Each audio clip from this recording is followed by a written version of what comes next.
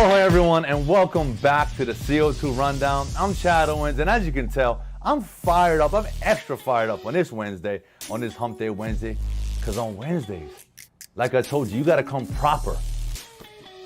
I get to put it on and hey, I'm fitted today. I'm right. Like I said, Wednesday's that day.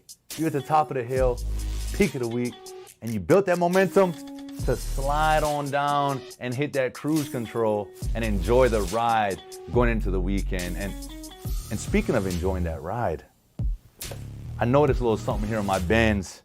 I gotta clean this baby up for the show.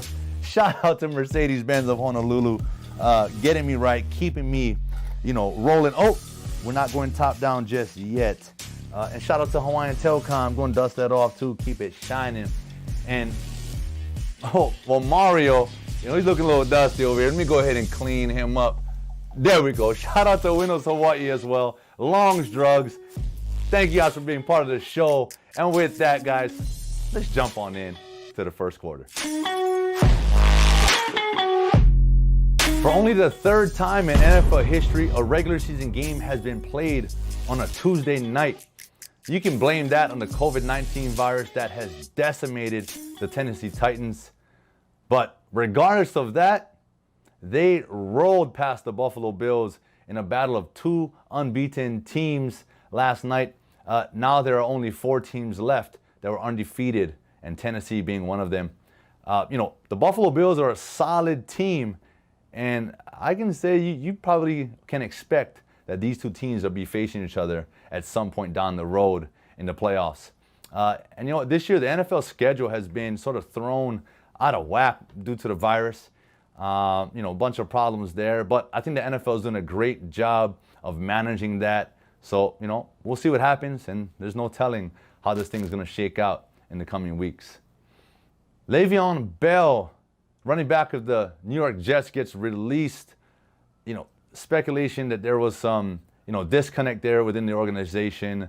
Bell went to social media and said some things, and hence he got released. And he became a free agent today, so it's going to be interesting to see who picks him up. There was some talk, and maybe he ends up back in Pittsburgh, but I don't know. The Steelers are undefeated and doing pretty good without Bell, so I'm sure he'll get picked up though. So we'll see where he ends up. And also, there's no Thursday night football coming up tomorrow because, again, that game was supposed to be between the Bills and the Chiefs. But because the Bills played last night with the Titans, that game got moved because of the Titans' COVID situation. The Bills-Chiefs game is now moved to Monday. So that's going to be a doubleheader. Looking forward to seeing that. And lastly here, Dak Prescott, I just wanted to sort of revisit that. Man, so unfortunate. Dallas Cowboys Nation, lost their pivot there. And, I went back and looked at it. And as a former player, man, I looked into Dak's eyes and I could see the pain of, obviously he was in some physical pain. But as a player, I've been in that situation. The pain, the emotion, all the things that go through your mind, man, is my career over? I didn't get my big deal. Because the Cowboys franchise tagged him, meaning, look, if he was their future guy, they would have inked the deal. So, if I'm Dak, if I'm his family, I'm a little upset right now. I'm disappointed. Regardless of what's being said out there, Dak's still our future quarterback. We'll see. Put your money where your mouth is. And so I'm going at this from me putting myself in Dak Prescott's shoes. So I could see the pain. I could see that hurt. And he's a competitor. He wants to be out there with his team. But, you never know, man. With these injuries, it's tough. That's why, look, man, young athletes, the game isn't forgiving. Things happen. So make sure that you have a backup plan. Make sure you have a second vehicle. Make sure you have a secondary passion that you're working on, as you're pursuing your sports dream. So, guys, that wraps the first quarter. And with that, let's jump on in to the second. Be on the lookout for Ferd Lewis's story in the Honolulu Star-Advertiser on former Fresno State and Super Bowl winning Baltimore Ravens quarterback Trent Dilfer. Dilfer is going to be one of the coaches in the upcoming Polynesian Bowl, and he's facing off against Doug Williams, the former Tampa Bay and Washington Redskins quarterback, who also won a Super Bowl. Ferd is going to center this around Dilfer's relationship with Tua Tagovailoa of the Miami Dolphins. Dilfer runs an elite camp and spent 10 weeks with Tua, getting him ready for the NFL draft. Dilfer talks about the no-frills approach he took with Tua. Ferd Lewis has the full story on the number 5 pick in the draft, so check it out in the Honolulu Star-Advertiser.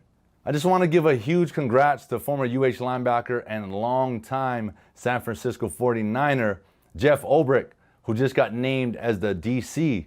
That's the defensive coordinator of the Atlanta Falcons. We all know that Dan Quinn, former head coach of the Falcons, got fired, and that staff is going through sort of a dismantling and rebuilding. Falcons are surprisingly 0-5. But look, I know Jeff Ulbrich was known to have one of the greatest goatees in 49ers history, and I know his goal is to create one of the best Ds in Falcons and NFL history. So I know he's got his work cut out for him, but that's something that Jeff Ulbrich never shied away from. It was his hard work and determination that got him to where he is as a player, and he's been grinding it out as a coach.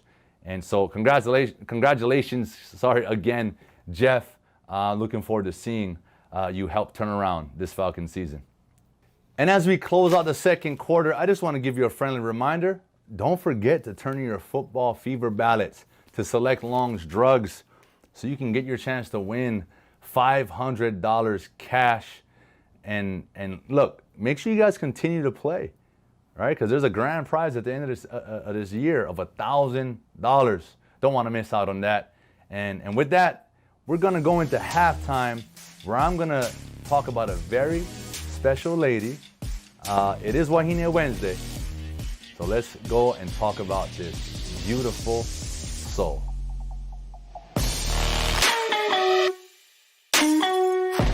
Lois Bernadine Owens. That beautiful lady is my Nana, and she holds a very special place in my heart. And she's very close in my heart, and she's right here. My Auntie Lovina created this angel pendant in remembrance of my Nana, who passed away 2 years ago this past Sunday. And today I chose to celebrate her, as she was the anchor and still is the anchor of our family. And I know a lot of you out there, grandmas, is that lady, is that, for some reason when you are around them, you just feel comfort, healing. And when it came to my Nana, every time we'd go visit, she had this very particular smell, this perfume that she'd wear. And it's almost like, if I think about it, I can smell her perfume. That's how close we were, and that's how strong of an energy that she gave off. And she's living through us all, our whole entire family. And Nana, I miss you, I love you, and don't worry, your Dallas Cowboys are gonna be okay. I know she's upset right now because Dak Prescott got injured, he's out for the season, but she's a huge Dallas Cowboys fan. And like I said, don't worry, Nana, they're gonna get back to the show one of these days, and we're gonna celebrate extremely loud for you. But look, I know, like I said, you guys have those women in your life. Nana was our anchor. She's that woman. If it wasn't for her and Papa, right? Papa, I love you. I'm gonna see you soon. And look, if it wasn't for her, I wouldn't be here. So I'm giving thanks to my Nana on this Wahine Wednesday, and all the Nanas out there. You guys are the anchors. We love you. We thank you. And with that, guys, Wahine Wednesdays, you got someone you want to feature, please reach out to us. Reach the Star Advertiser on Facebook and Instagram at Star-Advertiser, or you can reach out to me directly on Instagram at Chad Owens 2. And let's get your Wahine Wednesday here on the show. With that, guys, let's jump on in to the third. The University of Hawaii football team will have 2 nationally televised games this season, one of which will be the away game that has been moved to Friday night against Wyoming on October 30th, and the other is the home game against Fresno State later in the year. You know, I used to look forward to these nationally televised games. You know, we don't get that national exposure every week, so I used to mark those in the calendar because we always wanted to go out and represent.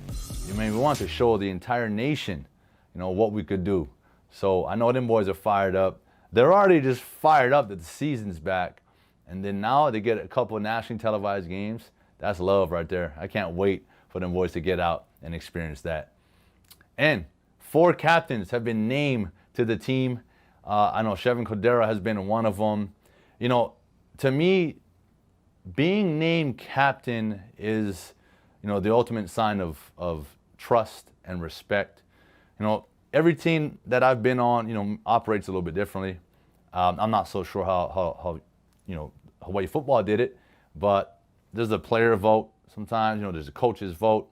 But either way, you've earned, through your hard work, through the way you carry yourself, not just on the field, but more importantly, I think off the field. Because, you're not, when you're off the field, when you're on the field and off the field, you're representing, the brand, the school, right? Hawaii. And you're also representing your family. So, I think these guys that get named captain represent all of those things very well. So congratulations to the captains. You guys are meant for that. You guys are built for that. Lead them boys, man. Lead them boys. I'm excited. I can't wait for this season to start. Go Bows!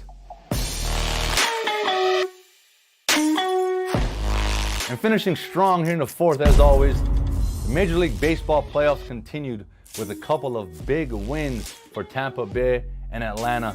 The Tampa Bay Rays sweep the 2017 World Series champions, the Astros, in 4 games in the American League side of things after their 5-2 victory last night. Atlanta held on for an 8-7 victory over the LA Dodgers to open a 2-0 lead in the National League. We're getting closer and closer to the World Series. Cristiano Ronaldo tests positive for COVID-19. The soccer world is going crazy. They don't know what to do. Their guy is sidelined. This announcement was from the Portuguese Football Federation yesterday. He is in isolation, and I'm sure he's watching from afar in today's UEFA Nations League match against Sweden. Speedy recovery to Cristiano Ronaldo. He's the guy. He's the face. He's got to get out there. He's got to get healthy. Guys, wear your masks. Socially distance. Do what you got to do, please. And with that, guys, that wraps up today's show. Thank you so much for tuning in. Thank you again to our sponsors, Mercedes-Benz of Honolulu, Windows Hawaii, Hawaiian Telecom, and Long's Drugs for being part of the show. Guys, like I said in the beginning, we are on the way down in cruise control. Let's finish off this week strong, and I'll see you guys on Aloha Friday.